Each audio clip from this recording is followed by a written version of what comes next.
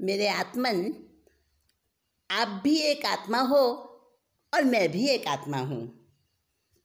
और आत्मा होने के नाते मैं अपने आप से बहुत बार प्रश्न पूछती हूँ, काफ़ी सारे प्रश्न पूछती हूँ। जब मैं तीर्थंकर प्रभु, अरिहंत प्रभु, सिद्ध प्रभु, पंच परमेष्टि के स्वरूप को जानती हूँ, समझती हूँ, तो अंदर में बहुत सारे सवाल उठते हैं कि वो तीर्थंकर बने, अरिहंत बने, सिद्ध बने, तो उनको क्या खास मिला था जो मेरे को नहीं मिला है, मैं नहीं बन सक रही हूँ। तो वो प्रश्न मन में आते हैं, उठते हैं अंदर से, मौलिक प्रश्न, मेरे खुद के अंदर के प्रश्न आपके भी उठते होंगे। और वो प्रश्न उठते हैं कि तीर्थंकर भगवान जो बने, तो अरिहंत भगवान बने, तो उनको भगवान बनने के लिए क्या कुछ विशेष परिस्थितियाँ मिली थी जो मुझे नहीं मिल रही हैं? क्या कुछ विशेष व्यक्तित्व था उनका? क्या वो स्पेशल थे? नहीं, ऐसा पढ़ने को, सुनने को, जानने को मिलता है देववाणी से, गुरुवाणी से, जिनवाणी से सुनने को मिलता है कि वो हमारे जैसे ही थे, हर मास के, औदारिक शरीर ही था उनका, वो भी माता पिता से जन्मे थे। तो फिर क्या उनमें ऐसा स्पेशल था? मैं भी मनुष्य हूँ, वो भी मनुष्य थे। मैं भी सोचती हूँ कि मैं कौन हूँ, मैं कहाँ से आई, कहाँ जाऊँगी, क्या करने आई मैं यहाँ दुनिया में, मेरे जन्म का लक्ष्य क्या है। और उसके साथ साथ ही जब अरिहंत प्रभु, तीर्थंकर प्रभु के वर्णन सुनती हूँ, उनकी उस गुण संपदा को, उनके समोसरण, उनके अनंत चतुष्टय की बातें जब मुझे पता चलती हैं ना, तो बहुत मेरे मन में सवाल उठते हैं कि वो भगवान क्या पहले से ही भगवान थे? और नहीं थे अगर भगवान पहले से, मेरे जैसे जन्मे थे वो भी, तो वो भगवान कैसे बने? बाद में बने, जन्म के बाद बने। तो किस प्रकार बने? क्या था उनका जीवन व्यवहार? कैसे खाते थे, कैसे चलते थे, कैसे वो तीर्थंकर प्रभु, हमेशा से तो वो तीर्थंकर रूप में नहीं थे ना, मेरे जैसे जन्मे बच्चे होंगे, चलना सीखा होगा, बोलना सीखा होगा, है ना? तो वो कैसे सोते थे, कैसे खाते थे, कैसे चलते थे, वस्तुओं को कैसे जानते थे, कैसे देखते थे? क्या उनकी कुछ विशेष पद्धति थी क्या? और ध्यान में किसके बैठते थे वो? किसका ध्यान करते थे? वो तो खुद भगवान बन गए ना। वो किसका ध्यान करते थे भगवान बनने से पहले और भगवान बनने के बाद भी? तो किसका ध्यान करते रहते हैं? हम देखते हैं भगवान के फोटो, प्रतिमा वगैरह, तो उनको ध्यान में ही विराजमान देखते हैं। आखिर वो ध्यान किसका करते हैं? किसके ध्यान में लीन रहते हैं? और संसार को कैसा देखते हैं वो? किस प्रकार से उनकी दृष्टि कैसी है जो मेरी नहीं है? तो ये सारी बातें मैं अपने अंदर भी चाहती हूँ, मैं भी वीतरागी बन जाऊँ, मैं भी परमात्मा जैसी जीवन शैली अपना लूँ। तो कैसे होना? क्या करना होगा मुझे? कैसे बन सकती हूँ? तो इसका जवाब मेरे अंदर से आया कि भगवान बनने के लिए तो मुझे भगवान जैसा जीवन जीना पड़ेगा। भगवान जैसा जीवन जीने का मतलब उनके जैसी मैं भी ज्ञाता दृष्टा बनूं, आत्मबोध हो मुझे, जीवन मुक्त बन जाऊं, ऐसी सामर्थ्य आ जाए मेरे में कि मैं सबको सबको अपनी आत्मा के समान देखूं और मेरे कषाय मंद होते होते समाप्त हो जाएं, मोहनी कर्म हट जाए, तो कैसा भगवान का व्यक्तित्व था, वो जैसा था वो वैसा मेरा भी बन जाए। वो तो महलों में रहते थे, राजा के पुत्र थे, तो मैं तो महलों में नहीं रहती हूँ, फिर भी मेरी आसक्ति इतनी ज़्यादा है, तो वो आसक्ति कैसे घटे मेरी? हाँ, घटानी तो पड़ेगी। और भगवान सामायिक करते थे। सामायिक का मतलब आत्मा में जीना, समय यानी आत्मा। तो मैं सामायिक करती हूँ तो मैं आत्मा में नहीं जीती क्या? और नहीं जीती तो कैसे जीऊँ? तो ये सारे प्रश्न मन में उमड़ते उमड़ते उमड़ते उमड़ते और सोचते सोचते उत्तर भी मिले। आपके साथ शेयर कर रही हूँ क्या उत्तर मिले। भगवान तीर्थंकर जब थे, नहीं थे वो, तीर्थंकर बनने से पहले भी वो कैसे देखते थे, उनकी दृष्टि कैसी होती थी?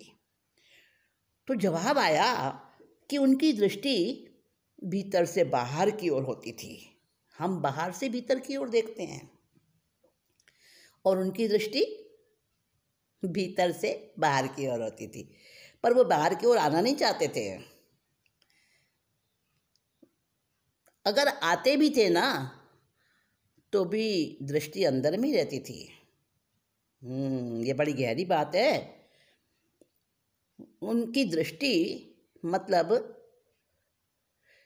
JAIN, जैन होता है ना, JAIN। अगर हम इसको थोड़ा तोड़ दें, टुकड़ों में कर दें, तो JA अलग कर दें, IN अलग कर दें, तो बन जाएगा जा इन, अर्थात अंदर की ओर जा। तो बाहर से मुझे अंदर जाना पड़ता है, लेकिन वो प्रभु कैसे देखते थे? वो भीतर से बाहर की ओर देखते थे। भगवान ने मुझसे कहा, गुरुदेव ने मुझसे कहा, तू भीतर जा, तू भीतर जा, तू भीतर जा। और इतने सारे तरह हैं, एक दो नहीं, अनंत अनंत तरह हैं, तो तू भीतर जा। तो मैंने क्या सुना? तू भीतर जा, तू भीतर जा, इनसाइड, तू अपने अंदर में जा, वही तो तेरा तरने का रास्ता है। तो भगवान की दृष्टि भीतर में रहती थी। वो दृश्य को सिर्फ दृष्टा बनकर देखते थे, और उनका विजन, उनकी दृष्टि कैसी होती थी? दर्पण जैसी। हमारा विजन कैसा है? कैमरे जैसा, समझे? यानी कैमरा जो है ना, वो दृश्य को अपने अंदर में कैद कर लेता है, उसको अपने अंदर उसकी छाप इकट्ठी कर लेता है। और दर्पण क्या करता है? दृश्य आया, उसके सामने से हटा तो बस दर्पण में कुछ उसका चिन्ह निशान बाकी नहीं रहता, कैमरे में रहता है। तो हमारा विज़न, हमारी दृष्टि है कैमरे जैसी। अगर हम अपनी दृष्टि को दर्पण जैसी बना लें, भगवान की दृष्टि दर्पण जैसी होती थी। आत्म साक्षी से वो ज्ञाता रहते थे और दृश्य की दृष्टि से दृष्टा रहते थे। बस देखा जाना, देखना जानना, चेतना के साकार निराकार ज्ञान और दर्शन, दो आयाम है चेतना के। उपयोग दो प्रकार का, साकार उपयोग, निराकार उपयोग, ज्ञान उपयोग, दर्शन उपयोग, दो प्रकार का उपयोग है। तो वो उपयोग का मतलब बस देखा और जाना, बस। उसके बाद कोई कमेंट नहीं, कोई उसका रिएक्शन नहीं। ऐसी दृष्टि थी, ऐसे देखते थे भगवान। मुझे भी ऐसी दृष्टि बनानी होगी। और भगवान सोते कैसे थे भाई? तो इस प्रश्न का जवाब आता है कि कैसे सोते थे। अपना पूरा भार पृथ्वी पर छोड़ देते थे, निर्भार हो जाते थे और कोण से रहित अपने आप को कर लेते थे समानांतर, पृथ्वी के समानांतर ऐसे सोते थे। और जो पृथ्वी के समानांतर रहते हैं तो सारी शक्तियाँ उनके अंदर में प्रवेश कर जाती हैं, प्रविष्ट हो जाती हैं। और जितने जितने हम पृथ्वी से हट गए, देखो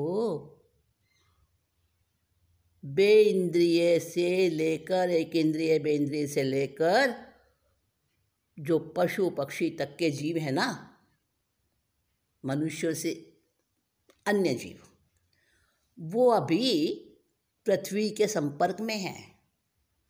आप देखो उनके अंदर पूर्वानुमान की कितनी क्षमताएं हैं, उनकी इंद्रियों की कितनी कितनी तीव्र ग्रहण शक्ति है, हमारी नहीं रही उतनी। क्यों? हमने पृथ्वी का संपर्क छोड़ दिया। तो तीर्थंकर भगवान अरिहंत प्रभु जब सोते थे तो अपने शरीर को पृथ्वी को समर्पित कर देते थे और सारी शक्तियाँ उनके अंदर प्रविष्ट हो जाती थी। और जब वो सोते थे तो क्या कहते थे? अरिहंते शरणम पवज्जामि। अरिहंत की शरण में अपने आप को ले जाते थे और सारी अरिहंत की ऊर्जाएं हमारी ओर बह सकती हैं। कैसे? अगर हम भी अपने आप को नींद में भी अरिहंत को समर्पित कर दें तो उनकी सारी ऊर्जा जब हम उनके शरणागत हो जाते हैं तो हमें मिल जाती हैं। उल्टा हो जाता है, नदी जाती है सागर की तरफ, लेकिन सागर नदी की तरफ आ जाता है।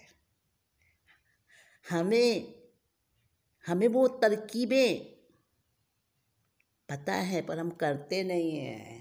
कर लेना तो हम भी प्रभु जैसे बन जाएं। तो हमारी ऊर्जा, पूरे ब्रह्मांड की ऊर्जा सब मिलकर हम पर हर समय बरसती है, पर हम उसको रिसीव ही नहीं करते हैं, ग्रहण ही नहीं करते हैं। तो शक्तियाँ जागृत कहाँ से हों? तो मुझे क्या करना है? भगवान जैसा जीवन जीने के लिए सोते समय मुझे भी अरिहंत जैसा चिंतन, आचरण, व्यवहार ऐसा ही मुझे भी रखना है। अरिहंत का, भगवान का व्यक्तित्व कैसा था? उनका व्यक्तित्व था कैसा? एब्सेंट व्यक्तित्व। वो क्या होता है? अरे भाई, यानी शून्य, अपने आप को शून्य बना देना, किसी भी बात में ना कोई इंटरफियर, कोई हस्तक्षेप नहीं, कोई कमेंट नहीं, कोई अच्छा बुरा नहीं। इतना, जैसे भगवान 2 साल रहे प्रभु महावीर घर में, माता पिता के स्वर्गलोक होने के बाद उन्होंने अपने बड़े भाई से आज्ञा मांगी। बड़े भाई ने कहा नहीं, अभी नहीं, अभी तो घाव हरा है माँ बाप के वियोग का। अच्छा ठीक है। और वो घर में रहे, लेकिन वो 2 वर्ष कैसे रहे किसी को पता ही नहीं, घर में रह रहे हैं कि नहीं रह रहे हैं। जैसे कहाँ से गुजर जाओ पता ही ना चले कौन गुजरा है, कौन यहाँ रह रहा है, ज्ञात भी ना हो। अपनी उपस्थिति दर्ज ही नहीं करानी, बयान ही नहीं करना अपना, बस मैं अकेला हूँ, सबसे अकेला हूँ। परमात्मा कैसे रहते हैं? जैसे कि है ही नहीं, बस आत्मरूप हो जाते हैं। वैसे ही मुझे भी होना होगा। मेरी आत्मा अकेली है, स्वतंत्र है, किसी से इसका कोई संबंध नहीं। स्वयं को छोड़ना ही स्वयं को पाना है। ऐसी हो जाऊं मैं जैसे मैं हूं ही नहीं, न किसी को बाधा पहुंचाऊं, न किसी से बाधित होऊं। मेरे अंदर शांत, मौन, आनंद स्वयं ही घटित होने लगेगा अगर मैं ऐसा आचरण करने लगूं तो, ऐसी ही बन जाऊं तो। अरिहंतों की शरणागति में जाऊं, मेरा जीवन कुछ नहीं, सब कुछ समर्पित। और इस संसार के लोगों के साथ जीने की इच्छा, वही तो हिंसा है। सबसे बड़ी हिंसा है किसी के साथ जीने की इच्छा, अपने आप में जीना, अपने को पा लेना। वही तो सचमुच की सच्ची अहिंसा है। मेरा मेरा खत्म हो जाए, बस तेरा तेरा वहाँ पर आ जाए, हो गया अहिंसक। जिस दिन सोचना विचारना गया, मेरा तेरा गया, मैं तू का भेद खत्म हुआ, उस दिन हो गए महावीर। विचार हमेशा पक्षपाती होते हैं और दृष्टि दर्शन पूर्वक होती है। क्या मतलब? दृष्टि दर्शन पूर्वक होती है। दृष्टि यानी जो हमारा विज़न है, देखने का जो हमारा ढंग है, वो दर्शन पूर्वक होता है। दर्शन कितने हैं? सम्यक दर्शन, मिथ्या दर्शन, मिश्र दर्शन। और उन दर्शनों के साथ जैसी जैसी अवस्था होती है वो दृष्टि बन जाती है। तो जो हमारे अंदर में अवस्था होगी वही तो हमारी दृष्टि बनेगी। तो दृष्टि दर्शन पूर्वक होती है और दर्शन दृष्टि पूर्वक होता है। एक भौतिकवाद का इंसान हो कोई, वो अगर किसी प्राकृतिक दृश्य को, नदी को, झरने को, फूल को देखे तो वो भौतिक दृष्टि होगी उसकी। और अगर कोई आत्मा की दृष्टि हो, जिसकी हो, आत्मा की ओर हो, वो देखे तो उससे जीवंत दिखेगा। वो अपने जैसा, उसकी आत्मा वैसी नजर आएगी। तो दृष्टि का बड़ा फर्क होता है। विचार रहित, सोच रहित, फल रहित, शून्य से निकला हुआ कर्म। क्योंकि करना छोड़ दिया है ना अब, इसलिए स्वयं में खोजना, स्वयं में घटना। जब स्वयं में ही घटना घटने लगे तो वो अहिंसा हो जाती है। यानी बस जो है उसमें राजी हो जाना, अपने साथ राजी हो जाना, अपनी वृत्तियों का मालिक बन जाना, खुद का भान हो जाना। जब ऐसी शक्ति स्वयं में प्रकट होती है तो वृत्तियों से, प्रवृत्तियों से लड़ना नहीं पड़ता, बुराइयों को, गंदी आदतों को छोड़ना नहीं पड़ता, उनसे जूझना नहीं पड़ता। तो हिंसा है, हाँ, सूक्ष्म हिंसा है वो भी। तो फिर अपने आप ये वृत्तियाँ खुद ही झुक जाती हैं, खुद ही समाप्त हो जाती हैं। और जो ये वाली हिंसा भी नहीं करता, सूक्ष्म से सूक्ष्म हिंसा भी नहीं करता, अपने अंदर भी लड़ना झगड़ना नहीं, जूझना नहीं, उसमें, उसके अंदर में हिंसा सिर नहीं उठा सकती, वो बिखरा हुआ नहीं रहता, वो ठहर जाता है, विकेंद्रित नहीं केंद्रित हो जाता है, विचलित भी नहीं होता, किसी भय से भयभीत भी नहीं होता और कोई कंपन नहीं। वो ही सच्चा अहिंसक है। तो प्रभु को कैसा योग प्राप्त था? प्रभु को अप्रतिक्रिया वाला योग प्राप्त था। हमारे कौन से योग हैं?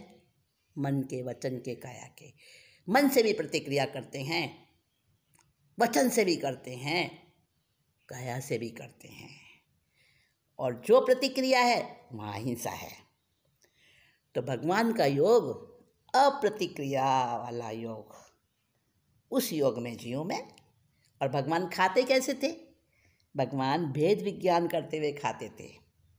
बस ये शरीर है मेरा, और ये शरीर जो है ना, ये मुझे नाव की तरह मिला है तैरने के लिए। ये शरीर मेरा साधन है मोक्ष तक जा पहुँचाने के लिए, तो इसलिए इसकी सुरक्षा भी करूं।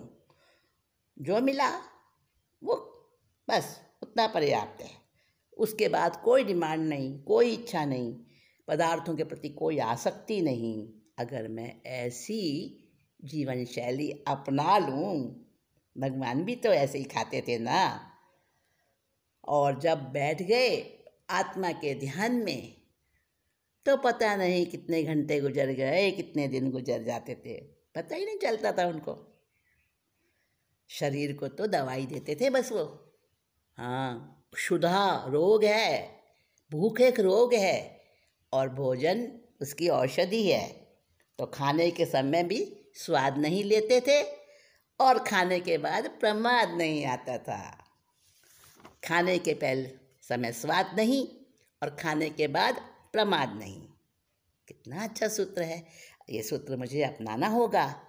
ऊर्ध्वगामी रहते थे, जब से वो भगवान जो है आनंद में लीन होते थे, कर्म का क्षय करते थे और ऊर्ध्वगामी रहते थे।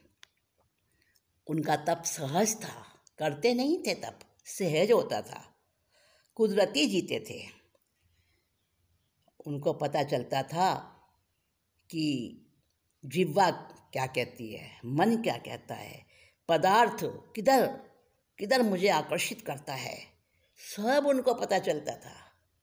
इतने सजग, हाँ, सरल, सजग, सहज, ये तीनों गुण एक साथ ही आते हैं। तो खाने के समय स्वाद नहीं, खाने के बाद प्रमाद नहीं। और महलों में कैसे रहते थे भाई? महलों में रहते थे, लेकिन महल भगवान में नहीं रहते थे, क्योंकि मूर्छा आसक्ति नहीं थी। और परिवार में, समाज में, कहीं भी रहते, बस अलग अपने में रहते थे, अपने आत्म प्रदेशों में ही रहते थे, अपनी आत्मा में ही रहते थे। और मैं ही निर्णायक हूँ,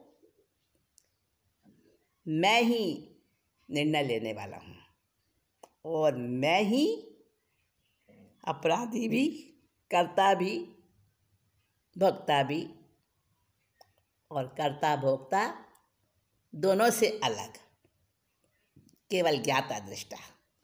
तो भगवान सामायिक कैसी करते थे? हाँ, भगवान सामायिक कैसे करते थे? समय में ही रहते थे, समय में, एक क्षण के लाखवें हिस्से में। मुझे भी ऐसे ही रहना होगा, होश पूर्वक। आत्मा कोई शब्द नहीं है, आत्मा कोई शब्द नहीं है, आत्मा तो एक जीवंत अनुभव है। उस अनुभव में, आत्मस्वरूप में, निराकार वीतराग स्थिति में एकामेक होकर रहते थे। भगवान कैसे चलते थे? भगवान अहिंसा महाव्रत का पालन करते हुए चलते थे। बस रास्ता तय हो रहा है, होश पूर्वक हर कदम उठ रहा है, न दाएं देखते न बाएं देखते, बस सीधे जहाँ चल रहे हैं, 3.5 हाथ की दूरी, आंखें सहस्त्रार पर लगी हैं, शरीर चल रहा है। क्या पीते थे भगवान? भगवान श्वासोश्वास के शुद्ध किए हुए परमाणुओं को पीते थे। प्राण के अंदर प्राण, प्राण के अंदर और सूक्ष्म प्राण, और सूक्ष्म प्राण, उनमें हमेशा वो रस, आनंद का, आत्मा का रस हमेशा चलता था। एक एक श्वास के प्रति जो श्वास से निकलती हुई ध्वनि, वो उनको पता चलती थी। मुझे अपने श्वासों का नहीं पता चलता ना, मुझे भी अपने श्वासों को खोजना है, जानना होगा, क्षण क्षण जानना होगा, श्रमण बनना होगा। जो श्रम और संकल्प से खुद को पाता है वो श्रमण होता है। मेरा विद्युत शरीर, मेरा कर्म शरीर, मेरा स्थूल शरीर, ये अलग अलग हैं,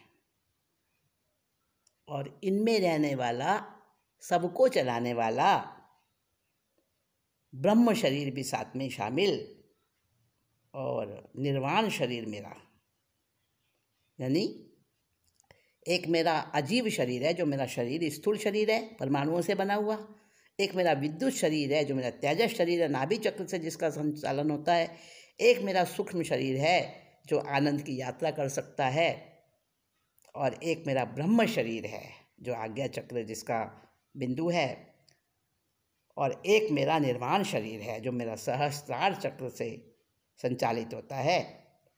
ये मेरे शरीर हैं। इन सब शरीरों में रहने वाला, इन सब को गवर्न करने वाला मेरा आत्मा, उसका ही बस हर समय चिंतन रहे, उसी पर मेरी दृष्टि रहे, तो